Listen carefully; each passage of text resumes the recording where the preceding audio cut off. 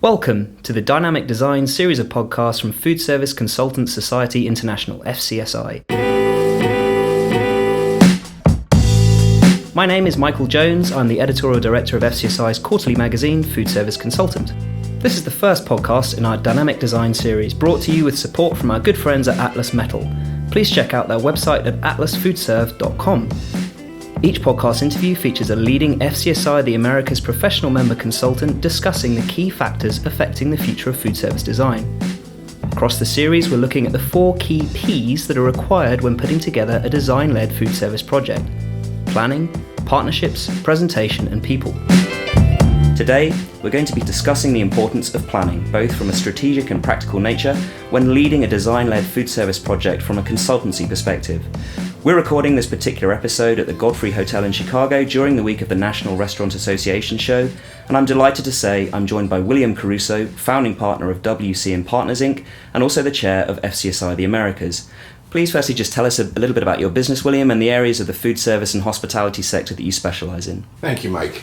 I've been a food service consultant now for 47 years. In the early 1970s, I began in Canada in this business. And back in 1986, I started my own company, which was then William Caruso and Associates. Mm-hmm. And recently that company has altered its name a bit because I have more partners now. It's WC and Partners Inc. We've worked around the globe for many, many years, and we specialize in many different areas. But if somebody actually said, really, where did you get your start? I would say to you, we got our start in professional sports and entertainment business, large convention centers, stadiums, arenas, and the like. Bill, as an experienced consultant, tell me how you approach the very kick-off stage of a design project. Yeah, this subject we're going to talk about today is probably the key subject to success in planning and design. In all areas. I don't care whether it's design or management advisory services. And the reason I say that is because you have to know who your client is. You have to understand what the complexity of the upcoming project is and will be. And to do that, you really have to get some intelligence on the client, who the client's team is, what their real goals and objectives are, and then put together your best team that can solve their problems with a minimum of time and with a maximum of operational efficiency. Sure. Why is good communication crucial to a successful design-led project to get that end result? You have to communicate very well to the client what your role and objective is as a food service consultant. As an example, we have a planning guide that we provide to every client at the very first meeting. And that guide, we call it the Bible, is about a 15-page, single-spaced document that talks about all of the responsibilities of a project team. And we communicate those directly to our client's team, mm-hmm. including their project manager. And that means exactly who is doing what, where, when, and why, and what the definitions of our services are, where they start and where they end. Because if you don't define those things and communicate very well at the beginning, there gets to be gray areas that can cause problems, especially on very complex, large projects. Yeah. And why is, talking about planning specifically, why is careful planning from the outset so important to a successful project? And what happens if you don't plan for all eventualities? I firmly believe, after all of these years, that a client picks up on this immediately. If there is indecision, if there are hiccups that they perceive in their consulting team in terms of what the consultant needs to be doing, what questions they should be asked, how the process is being defined to that client, then you're going to have issues all the way through the project. And it's up to us as food service consultants, by the way, to understand that client and understand if perceived problems in communication can occur. And we see that all the time. I tell my younger staff, watch for certain things in the way that client acts, reacts, projects, discusses the project with you. You can gain a lot by being a good listener. Can a project, talking about the details here, can a project ever get too restricted if every aspect of its management and design is planned out in advance? Do you also have to roll with punches and make spur-of-the-moment decisions? What I'm asking is, how do you ensure you can keep agile and address any snagging problems as they arise along a project? I would say to you, if we had 100 projects laid out on the table here, I would say to you probably 98 or 99 of those have issues that come up where you have to be very flexible and nimble. Yeah. You constantly have to evaluate, reevaluate.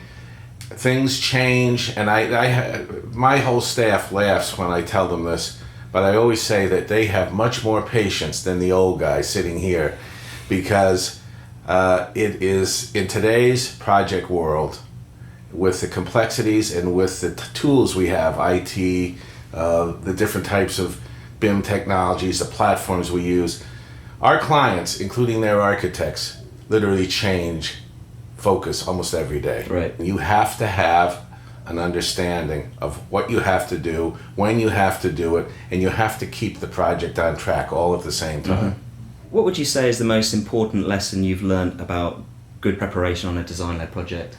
Well, I would say that I'm unlike a lot of people in our business. I was trained in the finance world.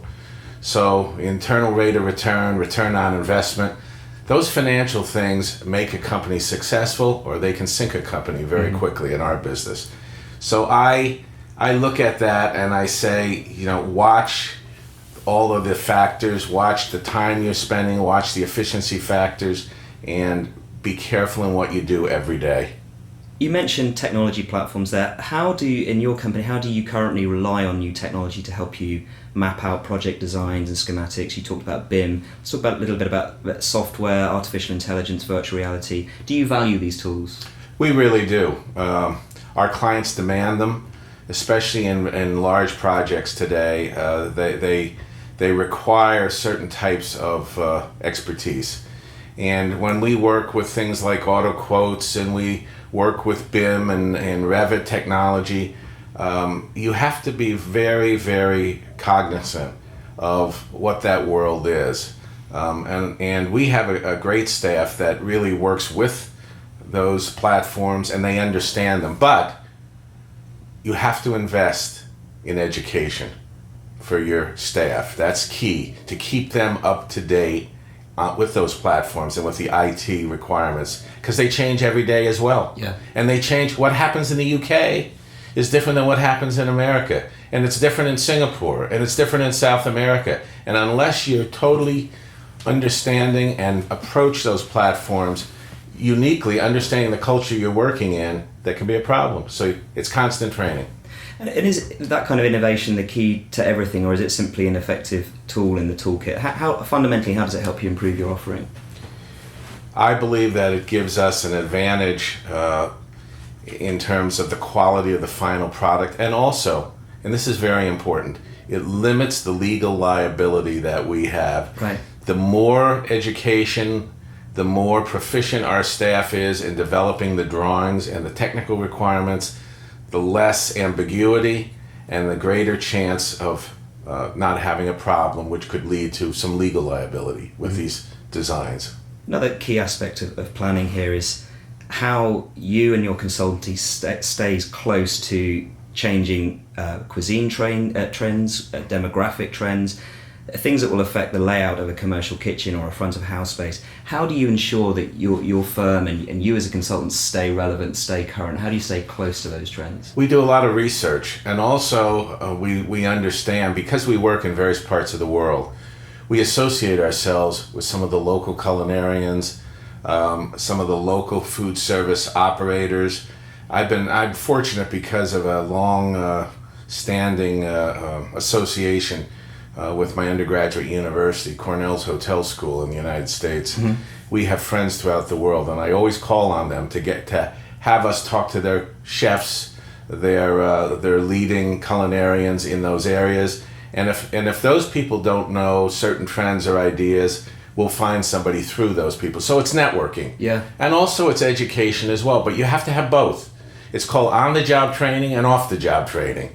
You have to have the inside book type, and you've got to have the real world operational expertise. So it doesn't matter how experienced you are as a consultant, that continuing education never really stops for you. It never stops. Always, it's ongoing all the time, 24/7. And in terms of your role, you're obviously chair of FCSI the Americas. How do you and your other fellow members, how do you help the society to teach best practice in terms of effective project planning? And why is it fundamentally important to keep standards in the profession as high as those that you maintain yourself? The more proficient we can be in terms of our education, providing a great educational value to our membership, not only in the Americas, but throughout the world and all the divisions, the better that our society is going to be, the more proficient our members will be, and the more attractive our industry will be in the long run. So, Michael, if you said, Bill, what really is the most important aspect of your term of office, and this has been for all the years I've been a member since 1974, is education and creation of an educational program that will make our membership more proficient every day.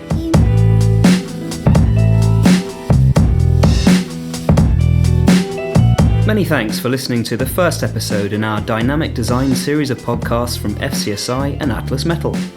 This podcast has been made possible by the good people at Atlas Metal, a trusted serving equipment partner with a hands-on approach to doing business. See how they're making metal personal at atlasfoodserve.com. Meanwhile, keep your eye on the FCSI website, fcsi.org, for more episodes in the series.